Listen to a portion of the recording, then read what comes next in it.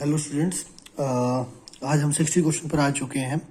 तो हम पहले क्वेश्चन को रीड करते हैं। The amount of job that Amal, Sunil and Kamal can individually do in a day are in harmonic progression.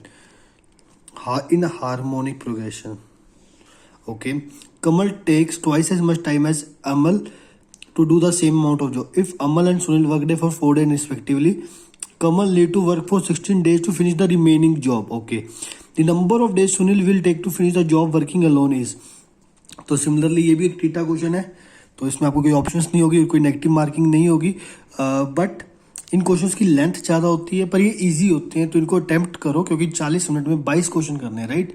तो इनको हम थोड़ा टाइम दे सकते हैं इन क्वेश्चंस को, ये इजी होते हैं। सबसे पहले मैं आपको बताता हूँ हार्मोनिक प्रोग्रेशन क्या होता है।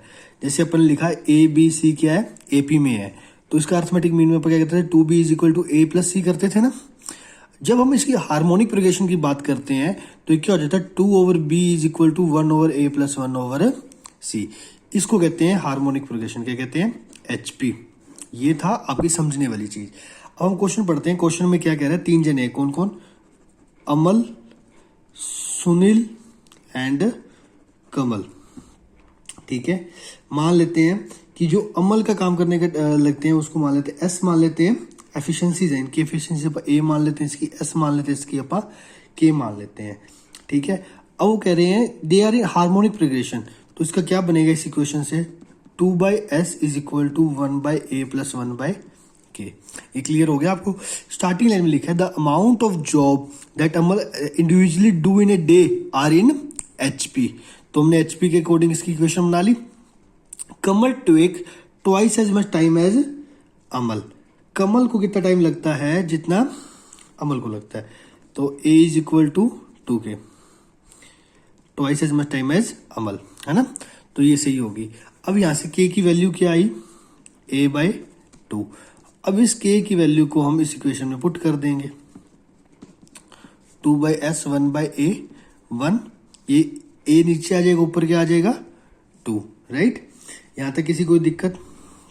अभी देखो a बेस है, 3/a हो जाएगा, 2/s ये s है, इज इक्वल टू 3/a। तो यहां से a की वैल्यू क्या आई, a ऊपर चला गया, 3/2s। a की वैल्यू क्या आई, 3/2s। a की वैल्यू इसमें पुट करेंगे तो k की वैल्यू क्या आई, 3/2 इंटू 2s। तो k की वैल्यू क्या आ गई, 3/4s। हमने क्या किया, इस सबको s में ले आए क्योंकि हमें एंड में निकालनी तो सुनील की थी ना, एंड में तो हमें सुनील की निकालनी थी कि वो कितने दिन में कर रहा, तो हमने इन सबको किस में ले आए, ka को s की वैल्यू में ले आए, ठीक है। अब वो कहता मान लो ये तीनों मिलके w काम करते हैं, तीनों मिलके क्या काम करते हैं, w काम करते हैं। तो w काम कैसे करते हैं, अमल 4 दिन काम करता है, 9 दिन कमल काम करता है और बाकी दिन कौन काम करता है, सुनील काम करता है। तो इसकी क्वेश्चन क्या बनेगी, 4 दिन कमल ने काम किया, 9 दिन 4 दिन अमल ने काम किया, 4 दिन अमल ने काम किया और सुनील ने 9 दिन काम किया और कमल ने 16 दिन काम किया। ये किसके बराबर होगी, W के बराबर होगी। किसके बराबर होगी गाइस, W के बराबर होगी। अब इसमें हम क्या करेंगे, k की और इसमें a और k की वैल्यू पुट कर देंगे। तो क्या बनेगा, a की जगह क्या पुट करना है, 3/2s। स्टार्टिंग में हमने इन सबको क्या लिया था, एफिशिएंसीज ली थी, क्या ली थी, एफिशिएंसी, ठीक है। फिर s की तो वैल्यू s में आई जाएगी और k की वैल्यू भी हम इसमें क्या कर देंगे, पुट कर देंगे। तो ये कट गया 2, ये अपने 6s 9s plus 12s is equal to W, right guys. अभी 6 और 9 15 और 12 27, S की वैल्यू क्या आई, W/27। मतलब टोटल वर्क को कंप्लीट करने में S को कितने दिन लगेंगे, 27 दिन लगेंगे। टोटल वर्क पूरा करने में कितने दिन लगेंगे, 27। टोटल वर्क पूरा करने में कितने दिन लगेंगे, 27 दिन लगेंगे। अगर यहाँ पे सुनील के अलावा अमल या कमल की पूछी होती तो हम इसमें इसकी वैल्यू पुट कर देते, इसमें इसकी वैल्यू पुट कर देते और अपने पास इसका आंसर आ जाता। तो यहाँ पे अपन को पता लगा सुनील कितने दिन लेगा, 27 दिन लेगा काम को पूरा करने में, और ये अपना आंसर आ जाएगा,